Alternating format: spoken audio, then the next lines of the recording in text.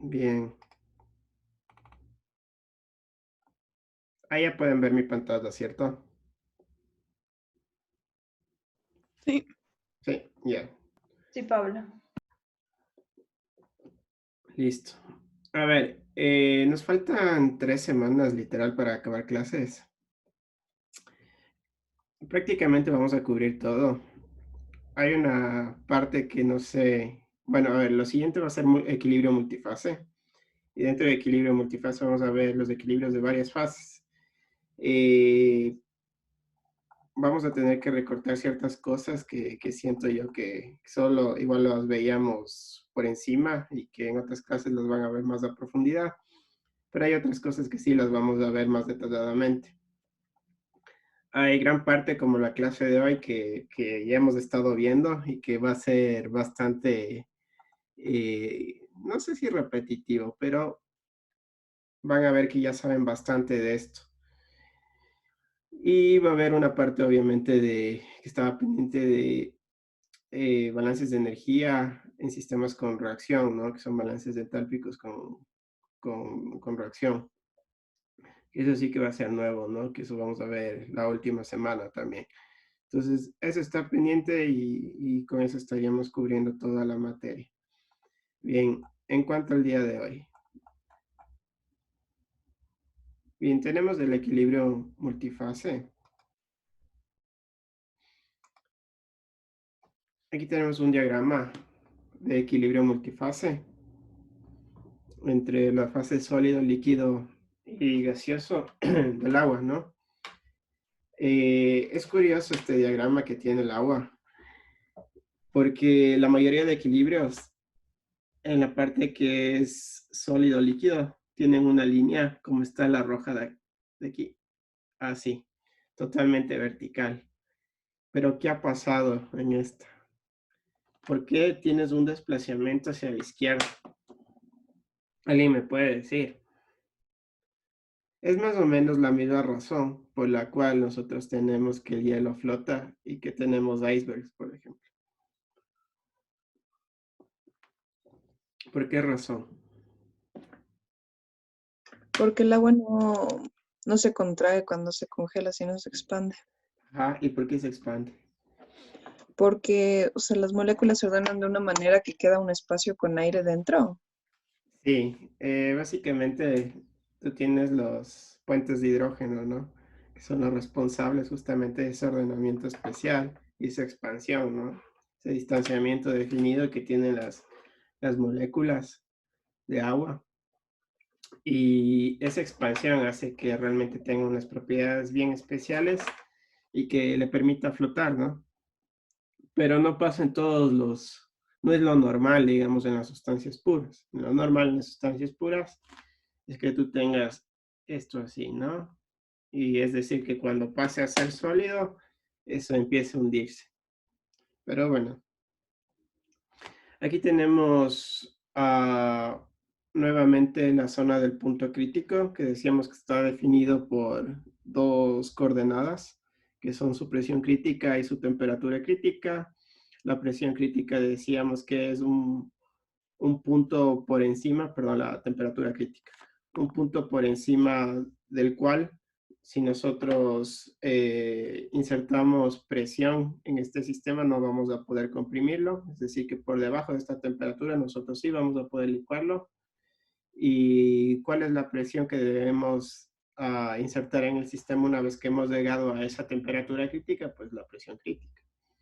Y después teníamos este punto triple, ¿no? Ese punto de coexistencia entre las tres fases, que también viene a ser un punto definido en cada sustancia pura. A ver, el día de hoy vamos a ver esta parte de acá. ¿Sí? Esa parte de acá es básicamente el equilibrio líquido-vapor, que es lo que hemos estado viendo en cuanto a la zona de saturación.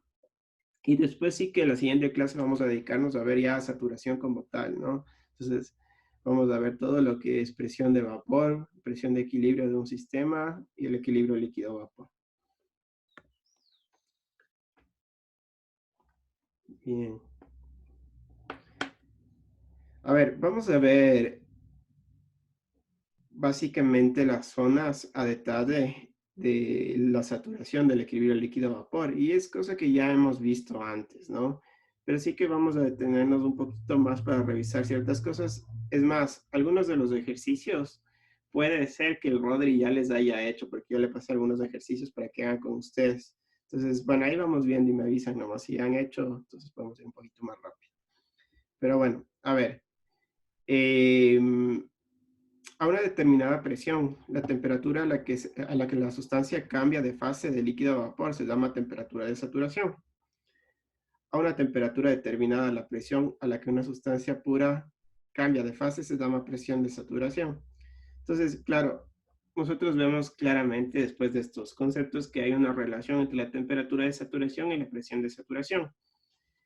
A diferencia de otras zonas en el equilibrio líquido-vapor, nosotros tenemos que tanto la presión y la temperatura van de la mano, ¿sí? Entonces, claro, hay una relación entre presión y temperatura.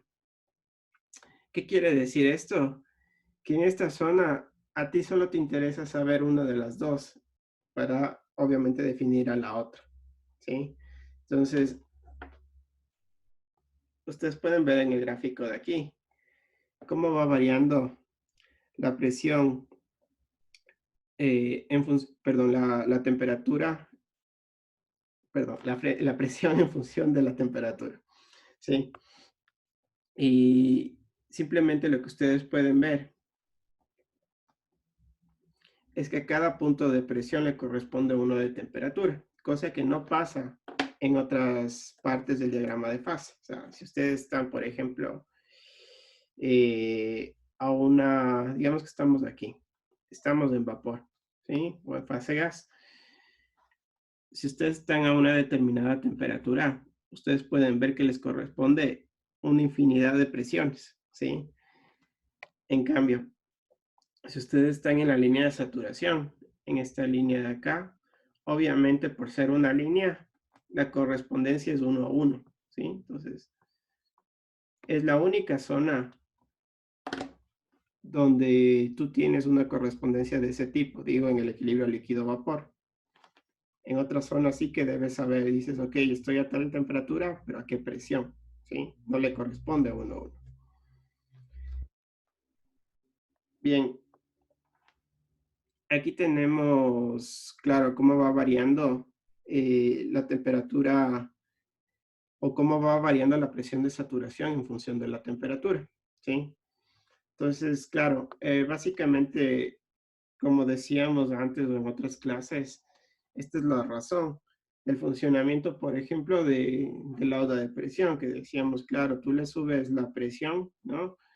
Y lo que vas a tener, por tanto, es que va a subir la temperatura de saturación o la temperatura de ebullición, que es lo mismo, ¿sí? Entonces, ¿qué consigues con eso? De que básicamente se cocinen en menos tiempo tus alimentos, ¿no? Cosa que no lograrías si estás trabajando a una presión atmosférica si estuviera abierta la olla, ¿no? Bien. Aquí tenemos los 5 estados que hemos graficado en el diagrama. Entonces, imaginemos que nosotros tenemos un sistema cerrado donde nosotros vamos a iniciar con cierta cantidad de agua líquida en este punto. Entonces, nosotros vamos a poner en contacto con una fuente de calor externa, ya sea una llama, ya sea la hornilla a gas que tienen en casa. Y vamos a imaginar que al menos en el fondo este sistema no está aislado, ¿no? Digo, en la parte de abajo, para que pueda estar en contacto con nuestra transferencia de calor e ingrese ese calor, ¿no? Bien, iniciamos con agua en estado líquido, que está a una temperatura ambiental de 20 grados y a una presión atmosférica, perdón, a una presión que es igual a la presión atmosférica que va a ser de una atmósfera, es decir, que el émbolo que se encuentra aquí está en equilibrio, ¿no? La presión interna va a ser igual a la externa y va a ser igual a una atmósfera. A este estado como tal, habíamos dicho que lo conocemos como líquido comprimido o líquido subenfriado, ¿sí? Es un líquido que básicamente se caracteriza por estar a una temperatura, a esa presión, a una temperatura menor a la saturación, ¿sí? Bien, si nosotros calentamos en ese momento, empezamos a ponerle en contacto a ese sistema cerrado con una fuente externa de calor, nosotros vamos a llegar al estado número 2. Ese estado número 2 habíamos dicho que es un líquido que está a punto de evaporarse, es decir, es un líquido saturado. La presión sigue siendo la misma, ¿no? La presión va a ser igual a una atmósfera, pero la temperatura va a ser de 100 grados, ¿sí? Es decir, que para la presión de una atmósfera, la temperatura de 100 grados ya viene a ser la temperatura de saturación. A partir del estado número 2, lo que ustedes van a ver hasta el estado número 4 es que la temperatura se mantiene constante, ¿sí? Y esa temperatura de 100 grados a esa presión es igual a la temperatura de saturación. Bien, ¿qué pasa en el estado número 3? Que si tú le mantienes esa fuente de calor constante, a temperatura constante y a presión constante, va a empezar el cambio de fase, ¿sí? Entonces, ¿qué incluye este cambio de fase? ¿O qué implica? Pues básicamente que parte de ese líquido se empiece a evaporar, ¿sí? Entonces, en este estado número 3, al cual nosotros conocemos como vapor húmedo, tú vas a tener una mezcla de líquido y de vapor. Ahora, decir una mezcla es como que bastante simple, ¿no? O sea, ¿cuánto vapor y cuánto líquido vas a tener? Es la pregunta. Después vamos a ver que esa zona está definida por el título de vapor, ¿no? Estamos moviéndonos por esta zona de aquí ya. ¿Sí? Estamos yendo en este sentido.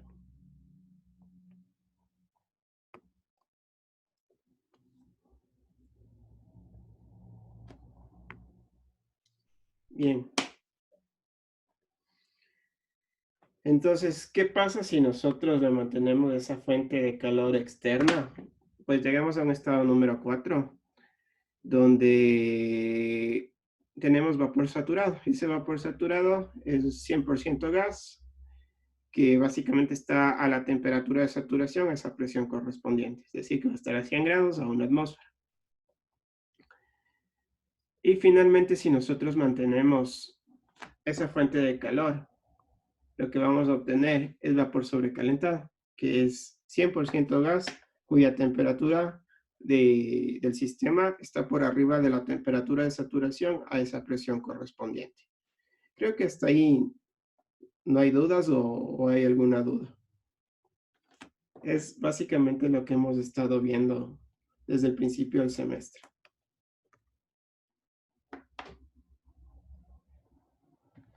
Bien, cuando hablamos de equilibrio líquido-vapor, nosotros tenemos dos formas de representar ese equilibrio líquido-vapor. Puede ser en forma de un plano que sea temperatura versus volumen específico o de presión versus volumen específico. A mí en general me gusta un poquito más representarlo en forma de temperatura versus volumen específico porque es más intuitivo la temperatura, ¿no? Ahora, ustedes tienen aquí la zona 1, ¿sí? La zona de líquido comprimido o subenfriado. A toda esta zona de acá, decíamos que es la zona de saturación. Y esa zona de saturación, a diferencia de la zona 1 y la zona 5, es decir, de la zona de líquido comprimido y de vapor sobrecalentado, se caracteriza porque la presión y la temperatura van de la mano, ¿sí? Claro, toda esta línea representa un isóbaro, ¿no? Esa es la presión constante en la cual se está haciendo el calentamiento que antes mencionamos. Fíjense que en la parte de aquí está la temperatura de saturación para esta presión, ¿no?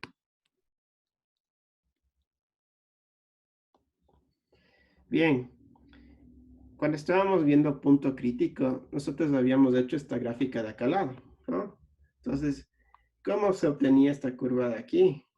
Pues básicamente se obtenía a través de subir la presión o de trazar una serie de isóbaras hasta que esa isóbara básicamente se hace una curva bastante definida en donde lo que tú vas a tener es que la zona de saturación se achica tanto que llega a ser un punto, ¿no? Entonces, voy a copiar esto acá.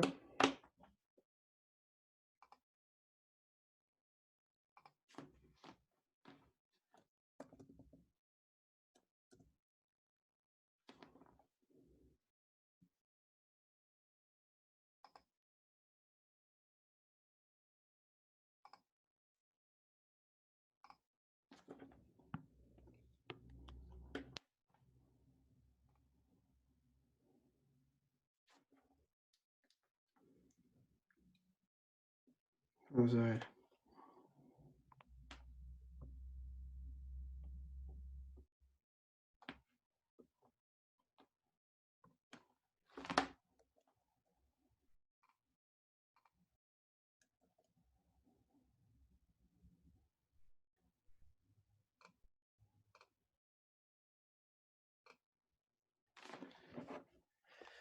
Bien.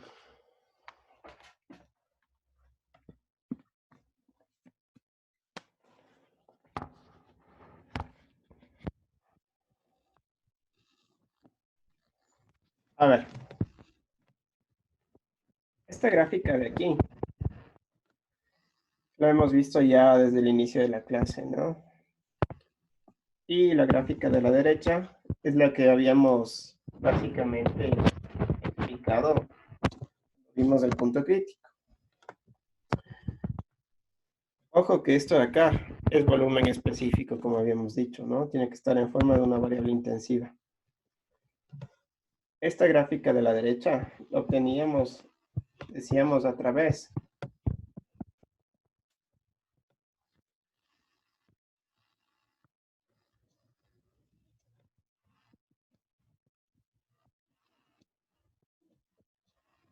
de subir la presión.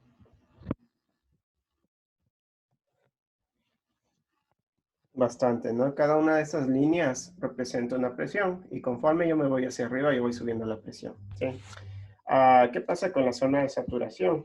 Que básicamente se va achicando, ¿no? Entonces, el punto de la izquierda es el punto 2 y el punto de la derecha es el punto 4, ¿sí? Es decir, que el punto de la izquierda corresponde al líquido saturado y el de la derecha a vapor saturado. Entonces, cada vez esta zona se va achicando.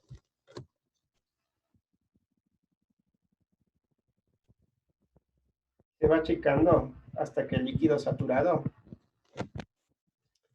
es igual al vapor saturado, es decir, que ese punto lo llamamos como punto crítico. Sí, bueno, más o menos así. Bien. Ahora, esto de acá lo vamos a llamar, con las tablas que nosotros estamos utilizando, lo vamos a llamar volumen específico sub F, es decir, V sub F, ¿no? Y al punto 4, nosotros lo vamos a llamar volumen específico sub G, ¿sí? Es decir, es el volumen específico del vapor saturado. Y nosotros tenemos aquí el punto 3, ¿sí? Bueno, el punto 3, como decíamos, puede estar o a la izquierda o a la derecha, ¿sí? O sea, puede moverse entre el 2 y el 4. Pero en tal caso,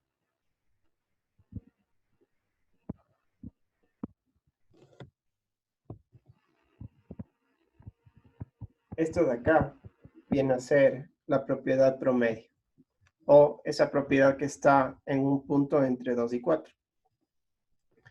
La distancia que tú tienes entre 2 y 4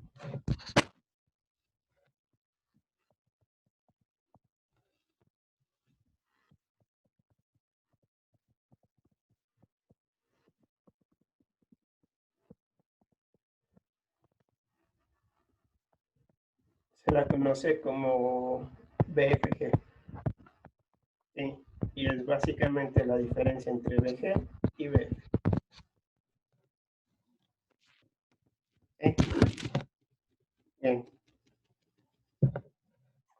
pregunta hasta ahí?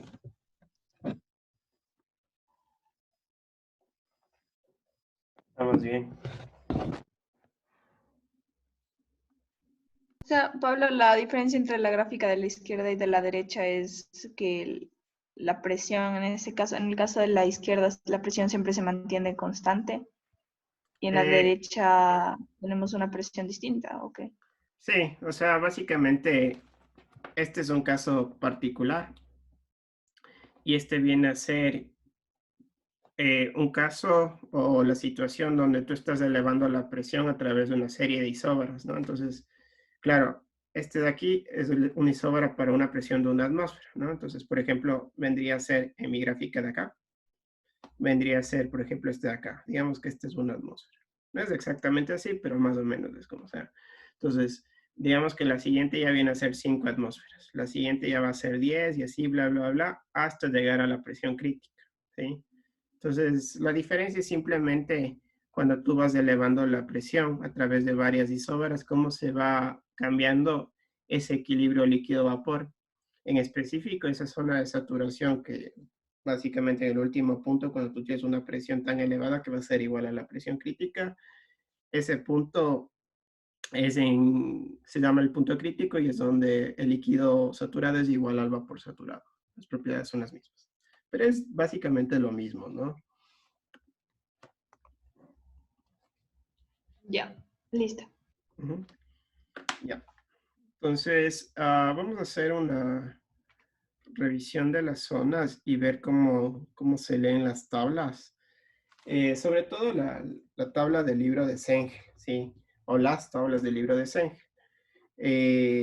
No sé si todos tienen ya el libro de Sengel. Creo que a algunos les pasé al principio de la clase. No me acuerdo si Yo todos creo que tienen. no tengo, sí, yo Yo creo que yo había tampoco. perdido mi flash. Yo Ya, tampoco lo tengo. ya. Si no lo tienen, después podemos hablar para ver cómo hacemos, ¿ya? Entonces ya resolvemos eso. Espérenme un momentito. ¿Me escuchan ahí? Sí. Sí, Sí. ¿Se dejó de compartir la pantalla o sigue la pantalla? Sigue Sí. la pantalla tuya. Ya. No sé por qué, pero yo no puedo ver los controles del Zoom. A ver, espérenme un momentito. No puedo